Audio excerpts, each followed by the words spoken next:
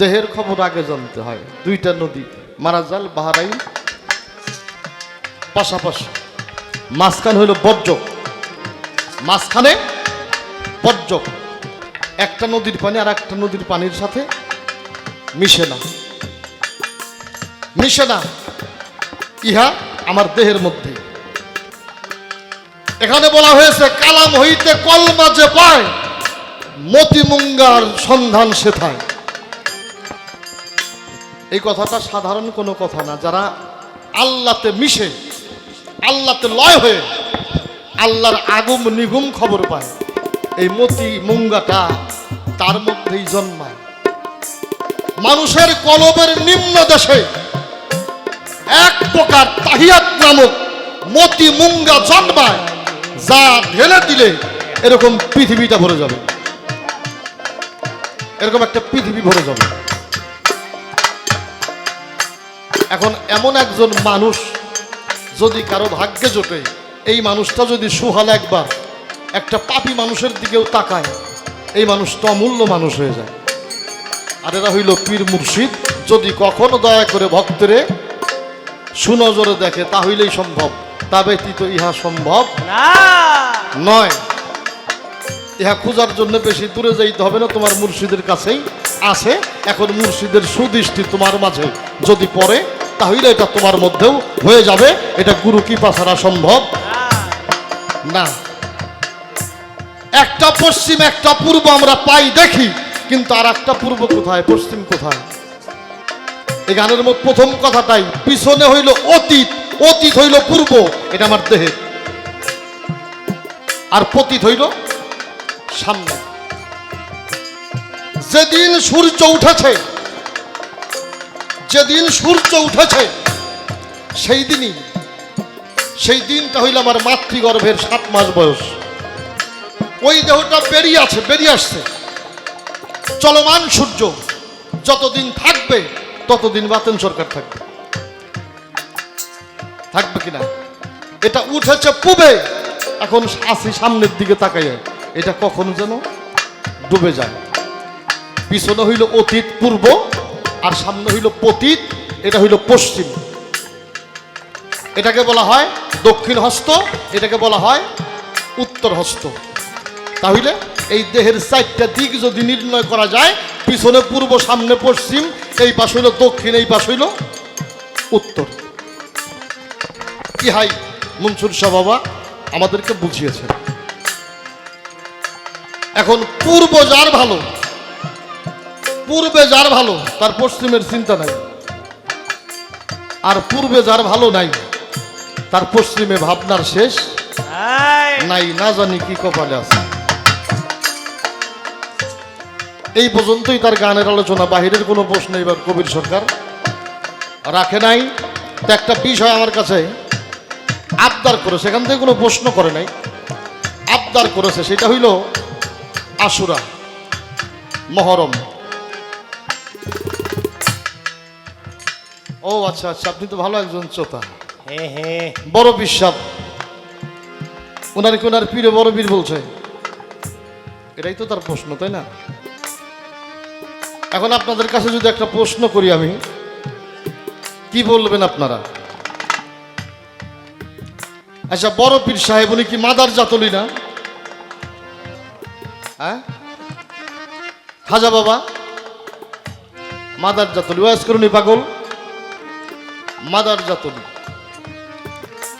তাদের সম্মান তাই আল্লাহ আলাদা করে দিয়েছেন। আর বুঝাইতে যায়, আমাদের মতো মানুষকে বুঝাইতে যায় যা করা দরকার, ওনারা ঠিক তাই করেছেন। উনি যে বড় পীর, উনি সবার কাছেই বড় পীর, উনি সবার কাছেই বড় পীর। এই জন্য উনি সবার কাছে বড় পীর, কেননা উনি কারো কাছ থেকে খেলাফত নিয়ে পীর না, উনি হচ্ছে মাদার জাতলি। এই জন্যে মাদার জাত অলি যারা, তাদেরকে আল্লাহ যে সম্মান দিয়েছে, আমাদের সবার তাকে সেই সম্মানই দিতে হবে। তাদেরকে কখনো ছোট করে চিন্তা করা যাবে না। সাধারণ একটা উদাহরণ আমি যদি আপনাদের মাঝে দেই, আচ্ছা, আপনি আপনার ছেলের বড় না ছোট?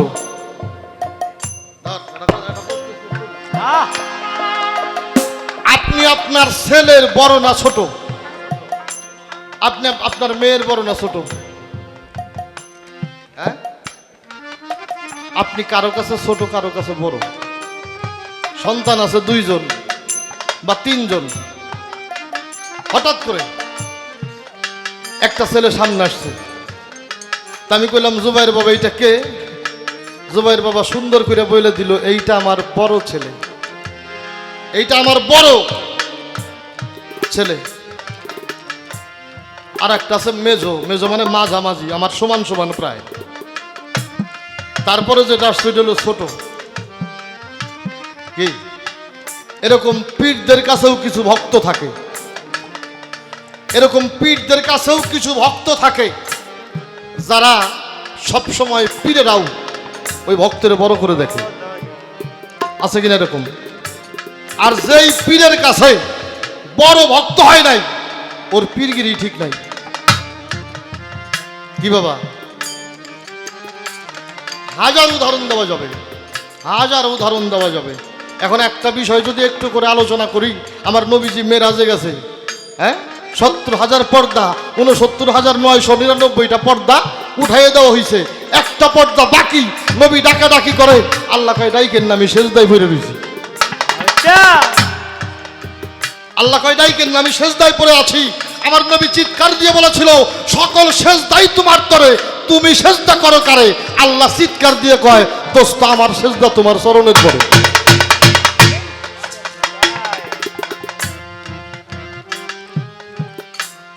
তাহলে গুরুর কাছেও বড় ভক্ত থাকে। দ্বিজালা পুলিনে বসে হনুমান দেখছে রাম যমুনা পুলিনে বসে কি যেন জপে। আস্তে আস্তে হনুমান সামনে যেয়ে বলল, প্রভু একটু বলো না, সবাই তো তোমারে ভাবে, তোমারে ডাকে, তোমারে জপে, এই যমুনা পুলিনে একা একা বসে তুমি কারে ডাকো, কারে ভাবো? রাম 2টা চোখের জল ছেড়ে দিয়ে বলেছিল, হনুরা আমি আমার প্রভুকে ডাকি, আমি আমার প্রভুকে ডাকি। বলে আমি তো তোমার প্রভুকে কোনোদিন দেখিনি। কেমন গো তোমার প্রভু?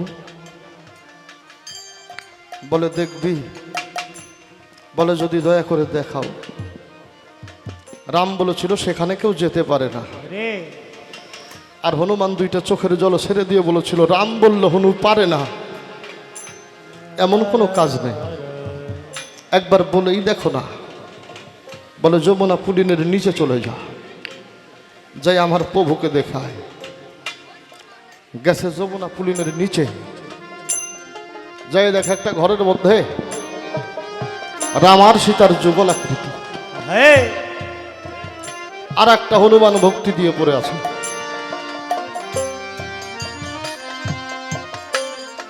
সেখানে ডেকে ডেকে বলে, আমার প্রভু কোথায়, আমার প্রভু? আমি তো রামের প্রভুকে খুঁজি। ওখান থেকে বলে দেওয়া হইল, সামনের ঘরে যাও। গিয়ে দেখে সেখানে ওরা আমার সীতা বসে আছে, হনুমান ভক্তি দিয়ে আছে। ডেকে ডেকে বলে, আমার রামের প্রভু কোথায়? বলে সামনের ঘরে যাও। চলে গেছে, আতকে উঠেছে হনুমান। তাকিয়ে দেখে সিংহাসনের মধ্যে হনুমান বসা, রাম আর সীতা ভক্তি দিয়ে পড়ে আছে। চিৎকার দিয়ে বলে, প্রভু কি? সেদিন রাম বলেছিল, ভক্ত আমার মাতা পিতা,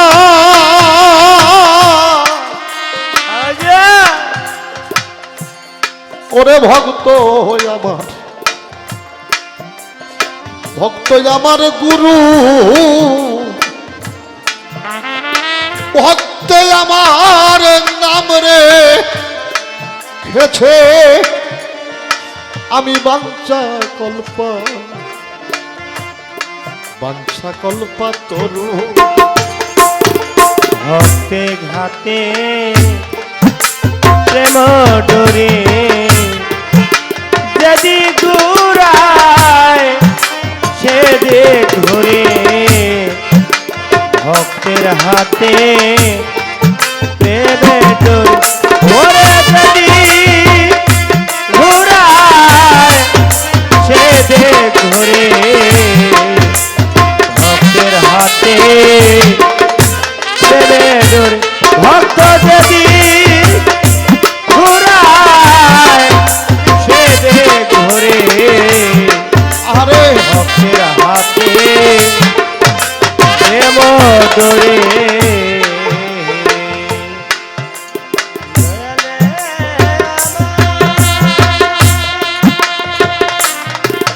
আরে আমার কাছে প্রশ্ন করে এই যে আমরা সম্মানী সদাকা দেই এটা তো পীরের জন্য খাবার হারাম, এটা পীরেরা করে কি? এই যে আজকে দেখো আমার খলিল চাঁদ ভক্তদের বাড়ি ঘুরে ঘুরে ঘুরে ঘুরে প্রত্যেকটা ভক্তের দাওয়াত করছে, বাবা করছে না? গুরু আঙ্গিনায় গেছে যে যার মতো সম্মানী সদাকা প্রদান করেছে। আর আজকে এই আয়োজন, আজকে এই আয়োজন এটা কি নিজের জন্য করেছে? না, এটা ভক্তের জন্য করেছে। যদি গোরায় সেদে গোরে ওরে ভক্তে হাতে প্রেমের ডোরে যদি ঘোরায় সেদে গোরে ওরে ভক্তে হাতে প্রেমের ডোরে যদি ঘোরায় সেদে ঘোরে কত মানুষের দ্বারে দ্বারে ঘুরে ঘুরে, কত ভক্তের আঙ্গিনায় ঘুরে ঘুরে আজকের এই আয়োজন।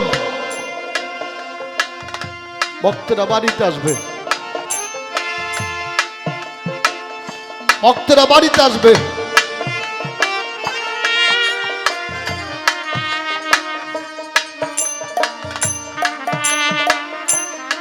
আমি আমার বাবাকে একটা কথা বলতে কয়েকবার শুনেছি, আর এই কথাটা তার আমার কাছেই ছিল। বাবা ডেকে ডেকে বলতো, আমার একটা ওসিয়ত পালন কইরো। বলতাম কি পালন করতে হবে?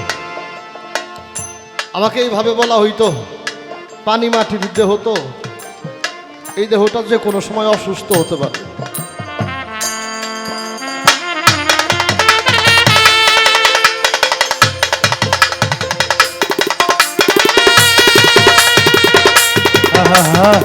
এই দেহটা যে কোনো সময় অসুস্থ হতে পারে।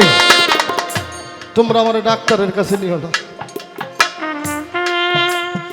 বাবা ডাক্তারের কাছে না নিলে ভালো হইবে কেমনে? এরকম বলতো আমার রুহানি সন্তান যারা, যদি সম্ভব হয় তাদের কাছে আমার কথাটা বইল।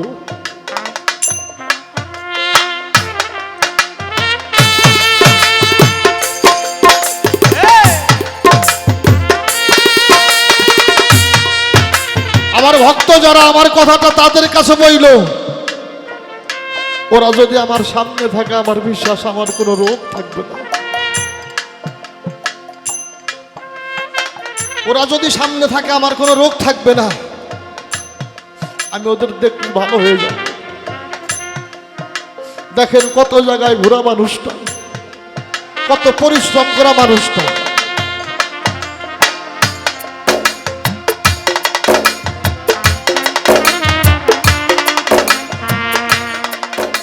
এত পরিশ্রম করেও সারাটা রাতটা আপনাদের মাঝে আমার খলিল চাঁদ বসে আছে।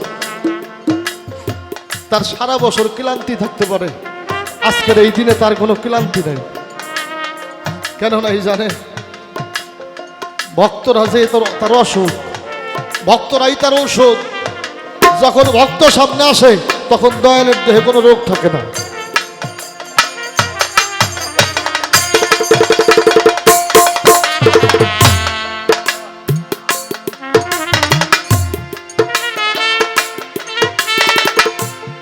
সবার দিকে তাকায়ে রুগ্ন দেহটাও আজকে সুস্থ। এই দিনটা চলে, রাতটা চলে যাবে।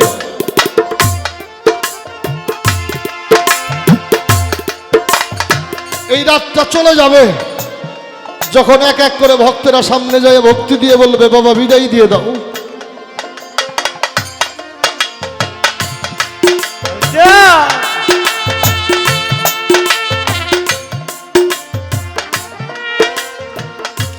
বিদায় তো দিয়ে দিতে হবে, কিন্তু আমার খলিল চাঁদের বুকের ভিতরে যে ব্যথাটা, হারমোনি লাইন নাই, আমার নবী মেরাজে গেছে,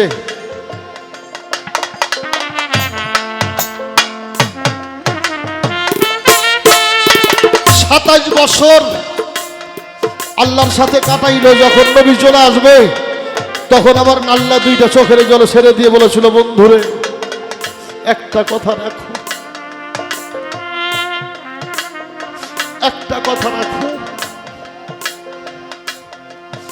আর না হয় না হোক দেখা মাত্র আর একটা রাত আমার কাছে থাকো।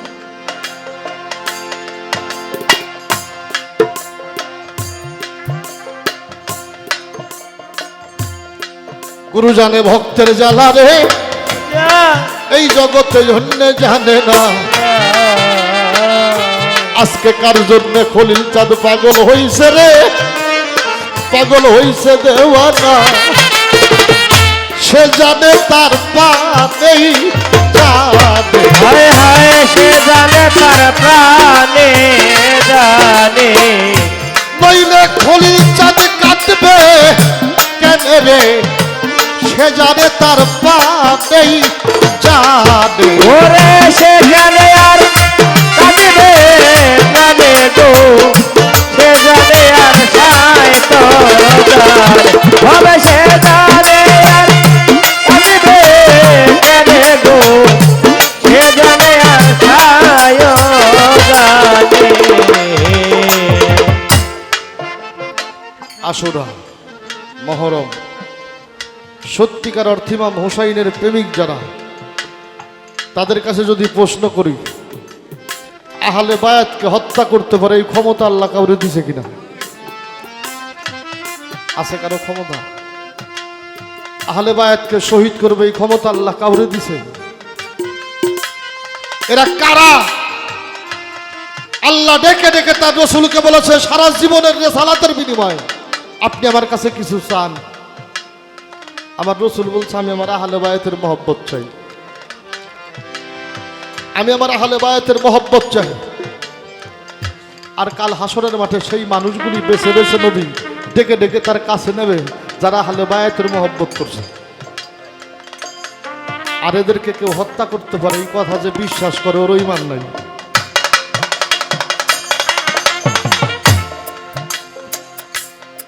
বিষয়টা এরকম, কারবালার মাঠ,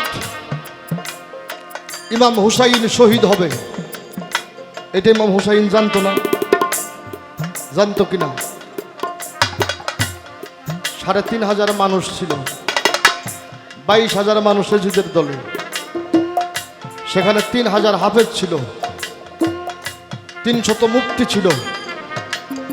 আর ইমাম হুসাইন তার সহযাত্রী যারা ডেকে ডেকে বলেছিল এই জায়গার অবস্থাটা আমি জানি, আমরা ওদের সাথে পেরে উঠবো না, হেরে যাব।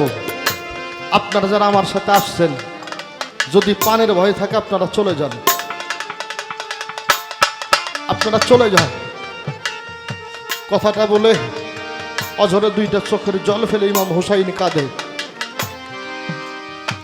একটি মানুষও সেদিন সেই জায়গার থেকে সরে যায় না। চিৎকার দিয়ে বলছিল যদি শহীদ হইতে হয় আপনার জন্যই হব, সরে যাব না। আচ্ছা বাবা, ইমাম হাসানকে একে একে 3 বার বিষ খাওয়ানো হয়েছে, জায়দার চক্রান্তে খাওয়ানো হয়েছে না? আচ্ছা ইমাম হাসান জানতো না আমারে বিষ খাওয়াইতেছে? উনি যাই না শুই না বিষ পান করলো কেন? উনি তো জানে শরবতের মধ্যে বিষ, খাজরের মধ্যে বিষ, খাবারের মধ্যে বিষ, তারপরে উনি খাইলো কেন? একটা ঘটনা যদি আমরা বুঝি তাহলে সব বুঝতে পারবো। আম্মাজান আয়েশা সিদ্দিকাকে সাথে করে ফাতেমার বাড়িতে। আমার হুজুর বা এ বাবা, পিছনে কথা হয়, পিছন থেকে সরো। মা ফাতেমার বাড়িতে আমার হুজুর পাকার আয়েশা সিদ্দিকা দুইটা ফিরার মধ্যে দুইজনকে বসতে দিছে। আর আমার ইমাম হুসাইন একটা সুতাই নে, নানার কানে একটা, নানির কানে একটা, বাইন্দা মাঝখানে ধইরে টানতেছে। আর ডেকে ডেকে কয়, নানা ভাই বুলু বুলু খেলাই। আমার হুজুর পাক তাকিয়ে দেখে আম্মা জান আয়েশা সিদ্দিকার মুখটা লাল হয়ে গেছে। কান তো খুব নরম জায়গা না, ব্যথা লাগে। ডাক দিয়ে বললো, নানা ভাই ব্যথা পাই। এই কথাটা মা ফাতেমা শুইনা দৌড়ে এসে ইমাম হুসাইনের পিঠের মধ্যে একটা থাপড় দিয়ে বলতেছে, বুঝো না তোমার নানু তোমার নানা ব্যথা পায়। আমার নবীজি দুইটা চোখের পানি ছেড়ে দিয়ে কয়, মা কি করলা? আমার সামনে আমার হুসাইন রে মারলা। আর ইমাম হুসাইন ডেকে ডেকে কয়, বড় ভাই নানার সামনে মা মারছে, আমরা আর বাড়িতে থাকবো না, আমরা ইরাকে চলে যাব। এক ভাই আর এক ভাইয়ের গলা ধইরা রাস্তায় বেরিয়ে গেছে, ইরাকে চলে যাব। ওই সময় যারা ইরাকে যাইতো তারা আর ফেরত আসতো না। আমার হুজুর পাক দৌড়ে যায়, দুই ভাইয়ের গলা জড়ায় ধরছে, ভাই তোমরা ইরাকে যাইতে পারো না।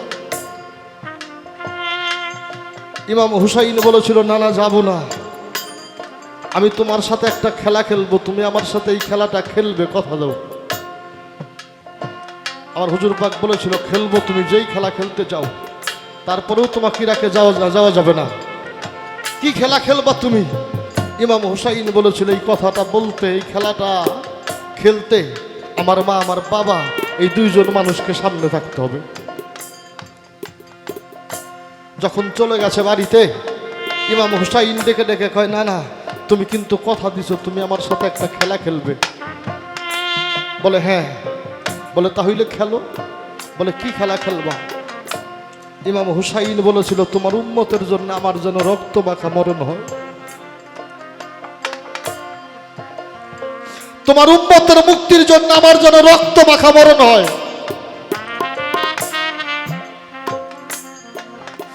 আর হাসান বলেছিল, আমার মৃত্যুটা যেন জহরে হয়, তাও যেন তোমার উম্মতের মুক্তি হয়। জিব্রাইল 4 খণ্ড কাপড় এনে আমার নবীজির হাতে দিলেন।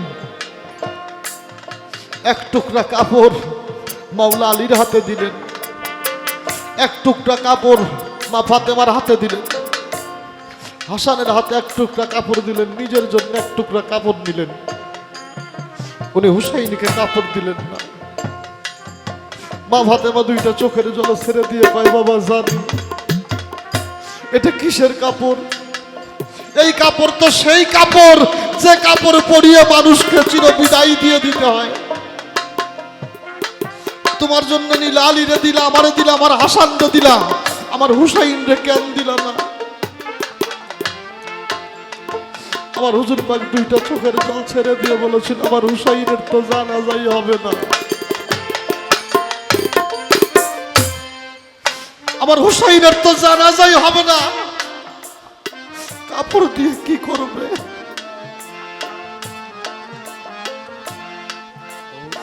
আমার নবীজিকে পাওয়া যায় না কয়েকদিন, পাগল হয়ে গেছে সবাই।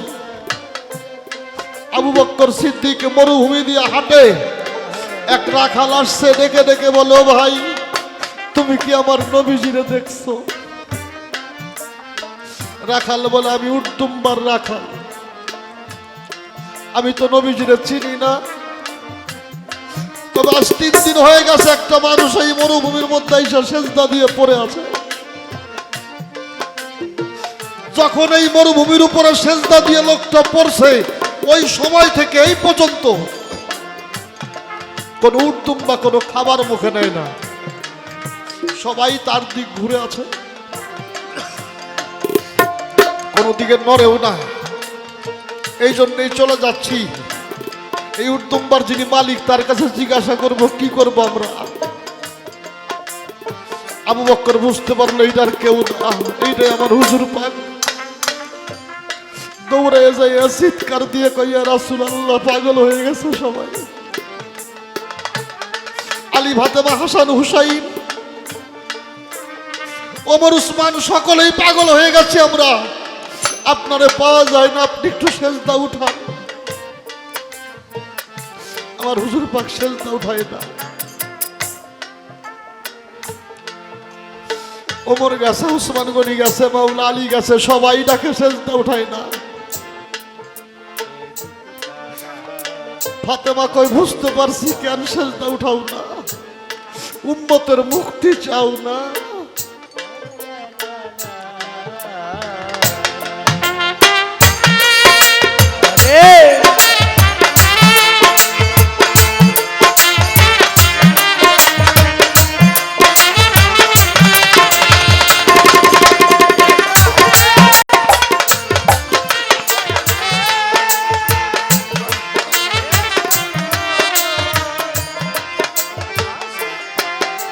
উম্মতের মুক্তি চাও? আমার দুইটা সন্তান আল্লাহর রাস্তায় কুরবানি দিয়ে দিলাম, তাও যেন তোমার উম্মতের মুক্তি হয়। আমার নবীজি সেজদা উঠাইয়া চিৎকার দিয়ে বলেছিল, ও মা, আমি তো তাই চেয়েছি।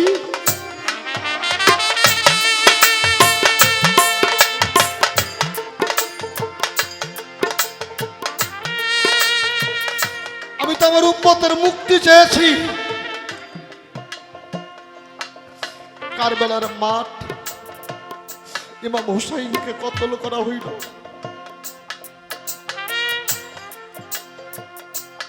আর সবাইকে কারাবন্দী করা হলো। ইমাম হুসাইনের মাথাটা বল্লভের মাথার মধ্যে বাজাইয়া দামেস্কের দিকে নিয়ে যাচ্ছে।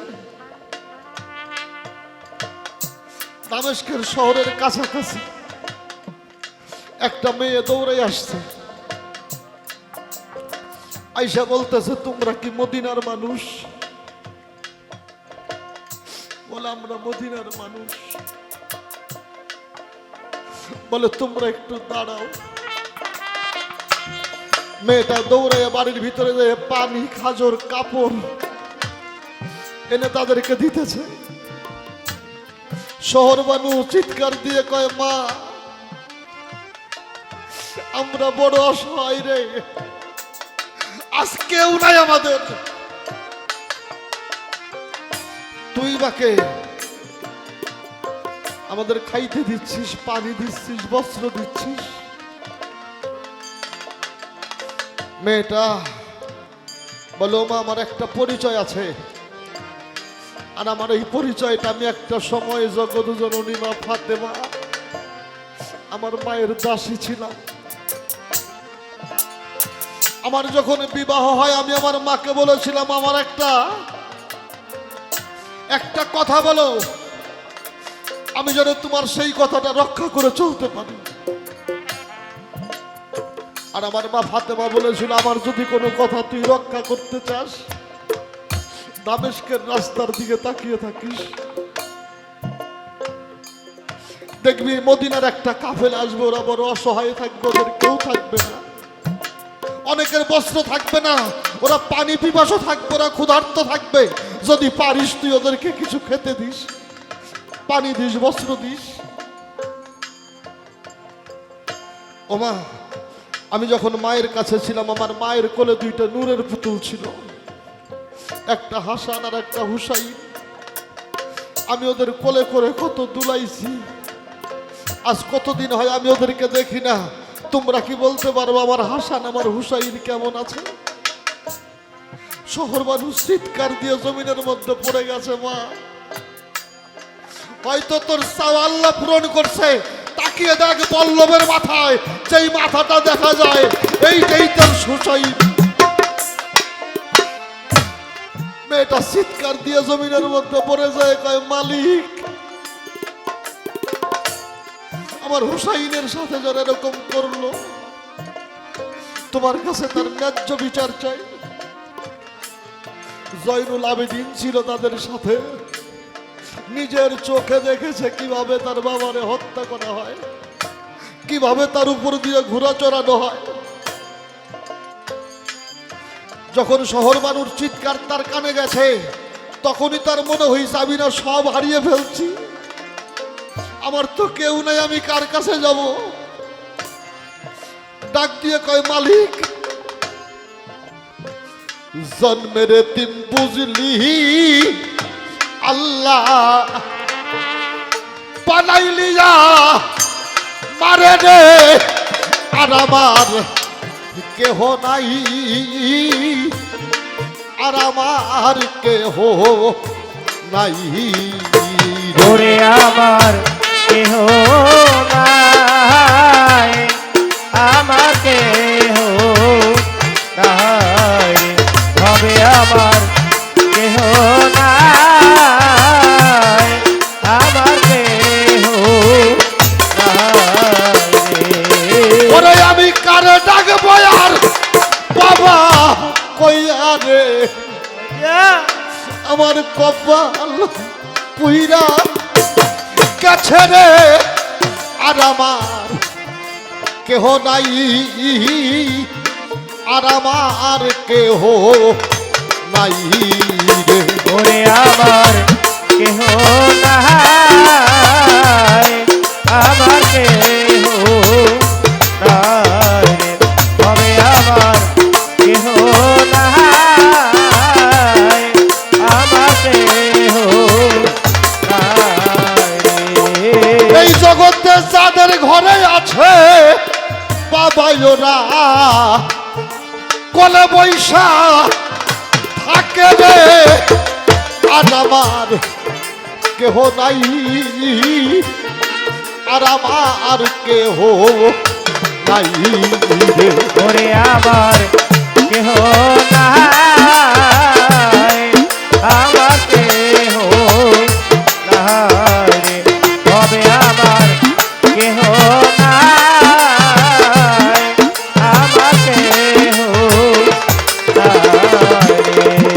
জুবাইয়ের সান কত মানুষ চাইয়া দেখি রে, আমার দরদি পাই লাভ না রে, আর আমার কেহ নাই, আমার কেহ নাই, হবে আমার কেহ নাই, আমার কেহ নাই। ওরে ভবে কি করিব, কোথায় যাব রে, কার ছায়ায় রাব রে, ওরে আমার কেহ নাই, আমার কেহ নাই রে, হবে আমার কেহ নাই, আমার কেহ নাই রে। আয় কি করিব, কোথায় যাব ভবে, কার ছায়ায় রাবরে, ওরে আমার কেহ নাই, আমার কেহ নাই রে, ওরে আমার কেহ নাই, আমার কেহ নাই রে। ওরে ভবে যে ডাল ধরি ভাগ্যা করি রে, ভর নাহি আর মানে রে, হবে আমার কেহ নাই, আমার কেহ নাই রে, হবে আমার কেহ নাই, আমার কেহ নাই রে। আমার ভালো কপাল পুইরা গেছে খলিল চান যেদিন, আমার বান্ধব সাইরা গেছে রে, আর আমার কেহ নাই, আমার কেহ নাই রে, হবে আমার কেহ নাই, আমার কেহ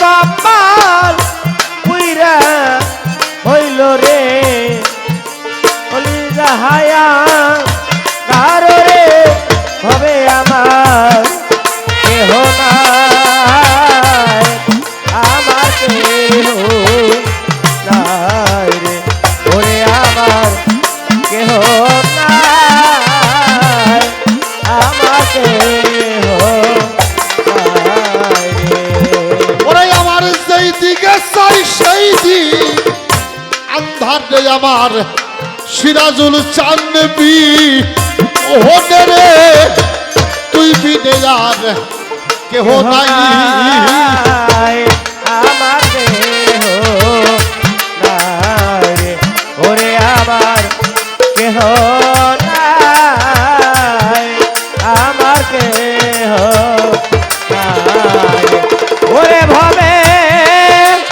যেদিকে চাই আন্ধার দেখি রে প্রাণের বান্ধব রইল রে ওরে আমার দেহ নাই আমার কেহ নাই রে হবে আমার কেহ নাই আমার কেহ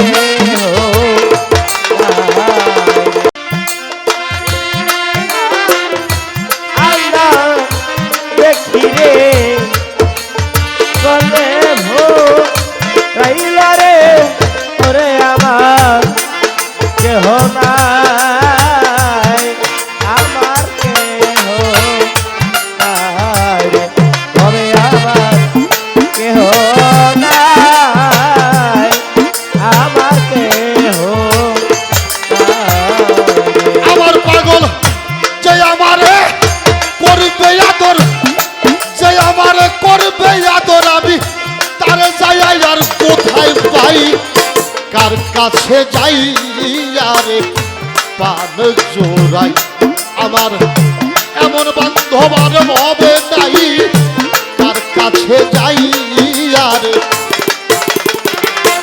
ওরে ভবে যে আমারে করবে আদর যে আমারে করবে আদর আরে যায় কোথায় পাই তার কাছে যায় রে প্রাণ জোড়ায় ওরে আমার প্রাণের বান্ধব আইসা নাই তার কাছে যায় রে প্রাণ জোড়ায় ভাই বন্ধু আত্মীয় স্বজন রে আমারে সবাই আদর করে তার মতো আর নাই দরদি আমাইছে রাগছে এই উদরে ওরে ভবে যে রাখছে উধরে গো যে রাখছে এই উধরে। ওরে ভবে যে রাখছে উধরে গো যে রাখছে এই উধরে। ওরে আমার ভাই বন্ধু আত্মীয় স্বজন রে জুবাইয়ের সার সবাই আদর করে তার মতো আর নাই দরদি আমাইছে রাগছে এই উদরে হায় হায় যে রাখছে উধরে গো যে রাখছে এই উধরে। এই জগতে যে রাখছে উধরে গো যে রাখছে এই উধরে।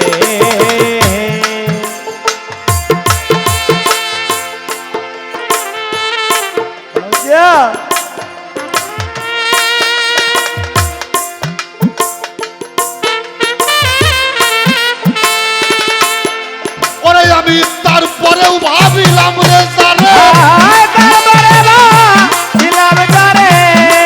পরে ভাবিলাম জানে সিরাজুল সালে তার কাছে আর জায়গা নাই তার কাছে যায় রে প্রাণ জোড়ায় ওরে ভাবে দরদে বড় ভরে নাই তার কাছে যায় রে প্রাণ জোড়ায়। যে ব্যথা লুকাইয়া আছে রে ও খলিল চান আমার পুরা বুকে আমার ব্যথায় আমি বুঝি ব্যথায় আর বুঝিবে কে আমার ব্যথা আর বুঝিবে কে গো আর বুঝিবে কে মনের ব্যথা আর বুঝিবে কে গো আর বুঝিবে আমার পাগল যে ব্যথা লুকাইয়া আছে রে আমার জুবাইয়ের জান আমার পুরা বুকে আমার ব্যথায় আমি বুঝি ব্যথা আর বুঝিবে কে আমার ব্যথা আর বুঝিবে কে গো আর বুঝিবে কে মনের ব্যথা আর বুঝিবে কে গো আর বুঝিবে কে এখন আর ঘুম ধরে না পুরার চোখে আয় ঘুম ধরে না পুরা চোখে ঘুম ধরে না পুরা চোখে আমি কার জন্য নিশি পোহাই কার কাছে যাই আরে পান জোড়াই আমার তরদি আর ভবে নাই কার কাছে যাই আরে পান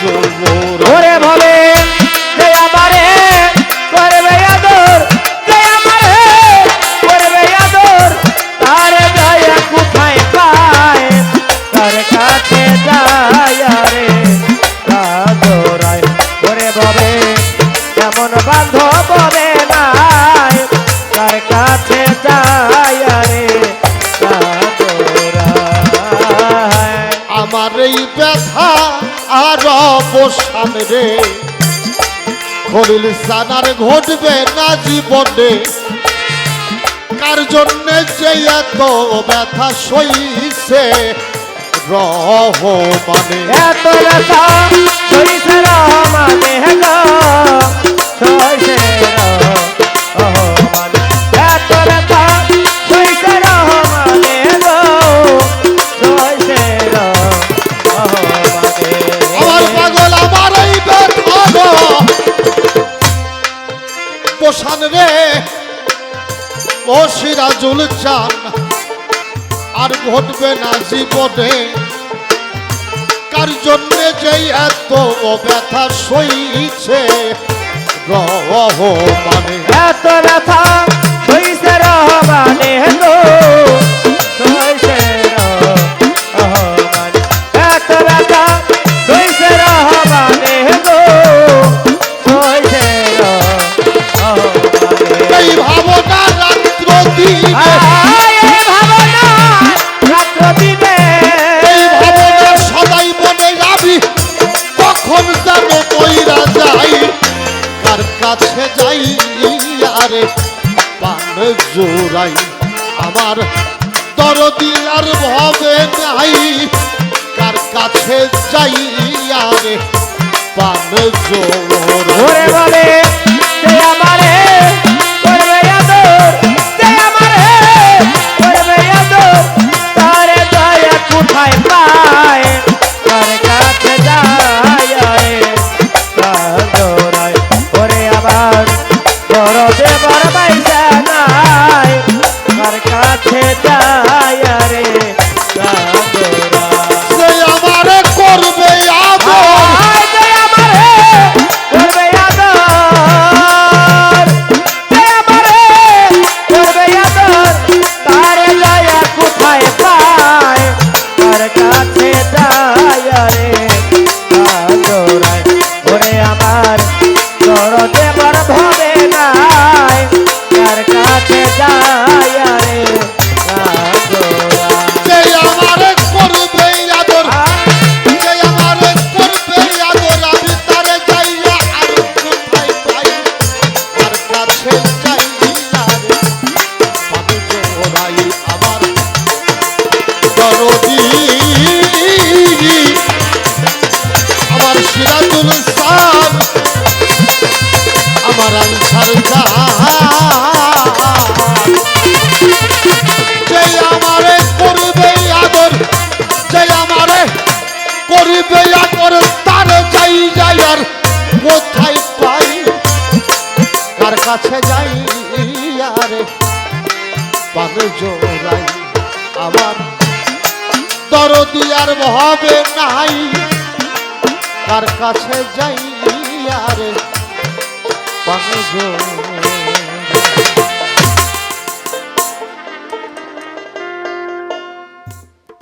খলিল দয়াল চান ওনার অত্যন্ত ভালোবাসার একজন মানুষ ময়নুল সাহেব আমাদের মাঝে আসছেন গান শোনার জন্য। আমার এই গানে 500 টাকা দিয়ে ভালোবাসা জানিয়েছে, শ্রদ্ধা জানায় ওনার প্রতি। সেই সাথে আপনারা যারা সারা রাত অতি কষ্ট করে গান শুনছেন, আমি প্রত্যেকের প্রতি হৃদয় ভরে শ্রদ্ধা ভক্তি নিবেদন করছি। ধন্যবাদ সবাইকে।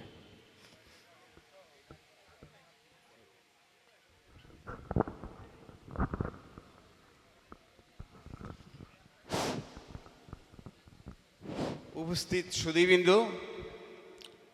আমার চাকরি অবস্থায় সারা বাংলাদেশে ঘুরেছি। আহলে বায়াতের সংখ্যা এখানে খুব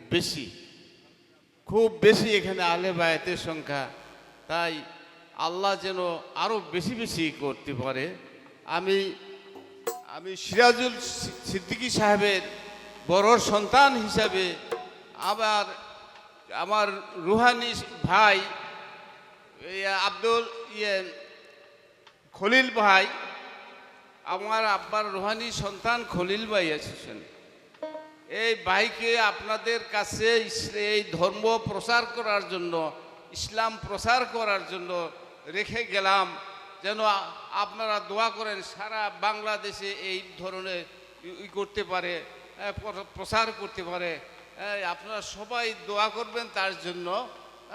এই বলে আমি আপনাদেরকে জানাচ্ছি, ওনার সন্তান যারা আছেন, রুহানি সন্তান যারা আছেন, তারা মনে প্রাণে ওই যে চেয়ার দিয়েছেন ওই চেয়ারটা যেন আপনাদের মনে থাকে, প্রাণে থাকে। এই বলে আপনাদের ভাই, আমার ভাইকে আশীর্বাদ করলাম, আপনাদের সবাইকে আশীর্বাদ জানাচ্ছি। আজকে যে উভয় শিল্পী ওনারা যে সুন্দর গান পরিবেশন করছেন, এগুলা জ্ঞানের গান। কান্না করলে এমনি আসে না, এমনি কান্না আসে না।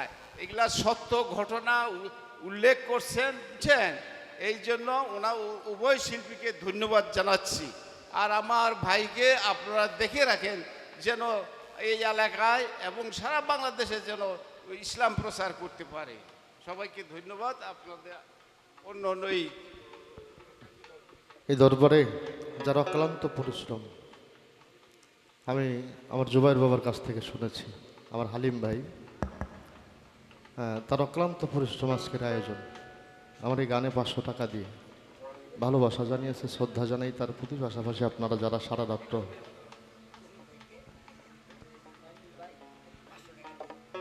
গান শুনছেন, আমি তাদের প্রতি শ্রদ্ধা জানাই। সেই সাথে মাইনুল ভাই আমার কবি সরকারকেও 500 টাকা দিয়ে দোয়া করেছেন। ধন্যবাদ এবং ভক্তি শ্রদ্ধা তাদের প্রতিও, সকলের প্রতি ভক্তি শ্রদ্ধা নিবেদন করছি।